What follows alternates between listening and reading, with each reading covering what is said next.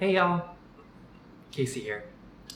And today I'm going to be talking about my all-time favorite comic book character, Harley Quinn. As a kid, I loved Batman. From as far back as I can remember, I've loved anything dark and creepy.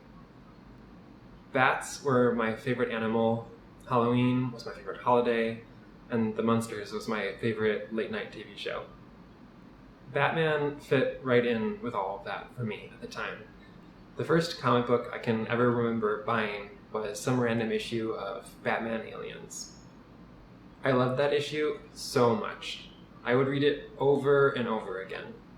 I've never been able to track down a copy as an adult, but just looking at the pages on the internet brings back so much nostalgia. It takes me right back to being hip-height tall in a 7-Eleven in the 90s and finding this terrifying nightmare on paper. I can still almost taste the cherry and Coke mixed Slurpee. As a 90s kid, and especially as a 90s kid who loved Batman, I was of course a huge fan of the Batman the Animated Series. That was the show that introduced me and so many other people to the clown princess of crime. While I loved the show, I adored Harley. While she didn't show up in too many episodes, the ones that she did show up in I would tape and watch over and over again. At the time, I had no idea that she had never appeared anywhere else before. I just assumed that, like basically all the other characters in that show, she had been in the Batman universe for practically forever. Fast forward a bunch of years to me collecting comics as an adult. I wasn't as big a fan of the Bats by this time, but I still had a fondness for Harles. It wasn't until just before DC's New 52 that I had the means and was in a place with easy access to comics that I was able to get back into comics. So the next time I found Harley was in Suicide Squad issue 1, volume 4. I've been getting basically any book with her in it since then. Older Harley books are something I'm always looking for. One day I'll get my hands on Alex Ross's Batman Harley Quinn, among others. It's been so cool to see her become so popular and show up in all these different places. I know the first Suicide Squad movie has plenty of problems, but getting to see Harley for the first time on the big screen was so cool, and I totally still rewatch that movie all the time.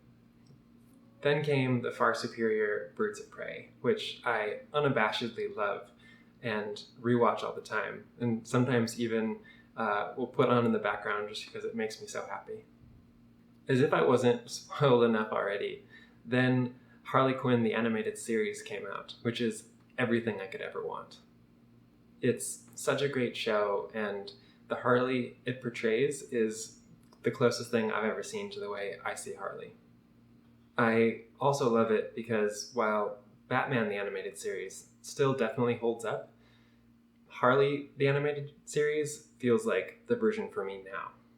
It more closely reflects my life and experiences, that's for sure.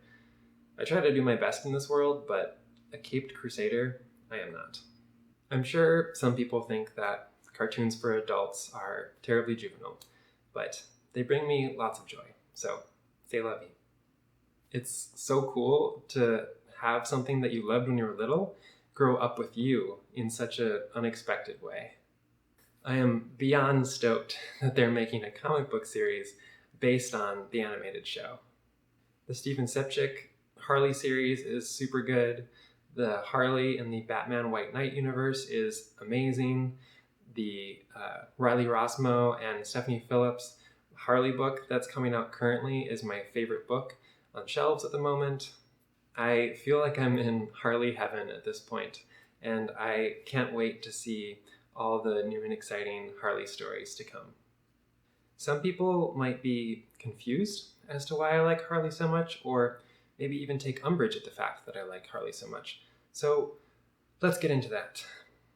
There are so many reasons why I love Harley, but they really all have to do with how I relate to fiction. The real world, the world we all live in, has always seemed rather strange to me. I've always struggled to make sense of it and find my way through it. From as far back as I can remember, the things people in the real world did and the way they acted has been very confusing to me. Enter fiction. Starting from when I was, again, quite little, I found that worlds in works of fiction tended to make a lot more sense to me. Some even more so than others.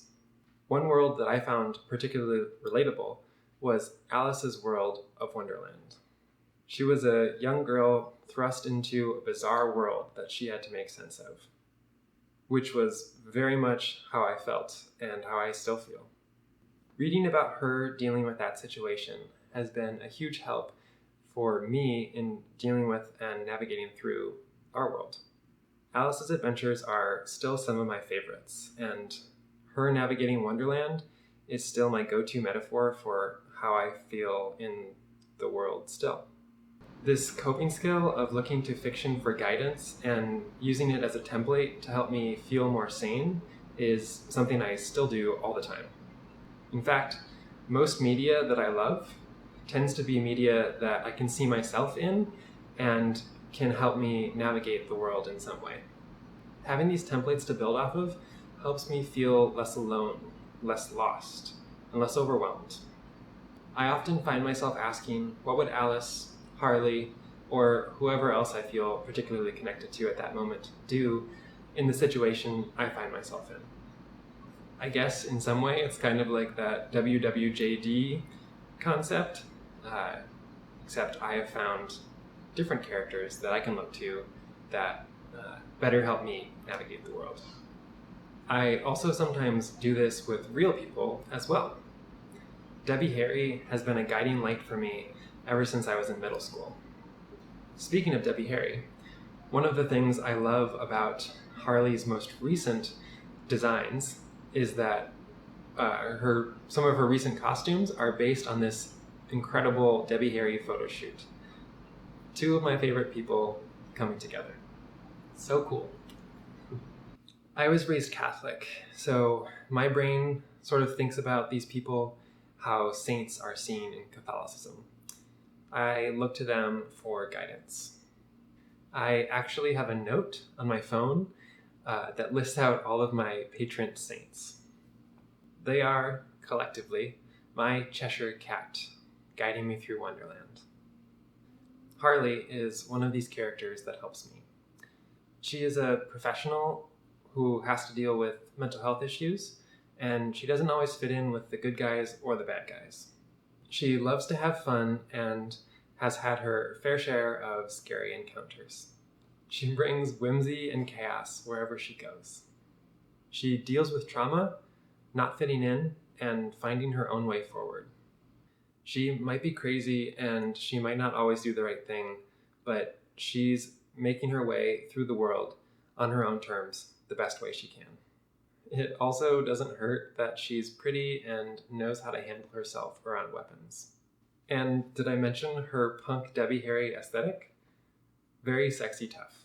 Very up my alley. I also think she's really impressive from a storytelling standpoint. She is one of the only recently created comic book characters to have succeeded and lasted, which is pretty rad. Her story has evolved over time. We've seen her go from a straight-up villain to an anti-hero to, in some books now, a full-fledged hero. She was originally just a spin-off character, essentially, but now she's become her own character completely.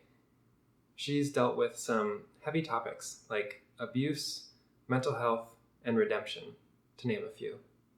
Because she lives in a gray area, her stories are able to have nuance that are not always possible in superhero comics. It also doesn't hurt that she's queer. So many amazing people have written and drawn Harley over the years, which I am super thankful for. Some of them like Terry Dodson, Mirka Andolfo, Stephen Sepchik, Sean Murphy, Adam Hughes, Joe Quinones, and of course Bruce Timm. are some of my favorite working creators. Getting to see artists you love draw your favorite character is pretty freaking rad. And I would be remiss if I did not mention the Sugar Slam theory. While Debbie Harry is definitely an inspiration for some of Harley's more recent costume designs, another inspiration for some of Harley's designs over the past decade seems to likely be Sugar Slam, the musician and former wife of Violent J of Insane Clown Posse fame. The Clown Princess of Crime has gotten me through some hard times. I am very thankful that her stories continue to be told, and I look forward to seeing where the future takes her. Do any of you look to fiction or even real people in this way? If so, I would love to hear about it in the comments. Anyways, thanks for watching. If you got something out of this video, please click that like button and subscribe. Until next time.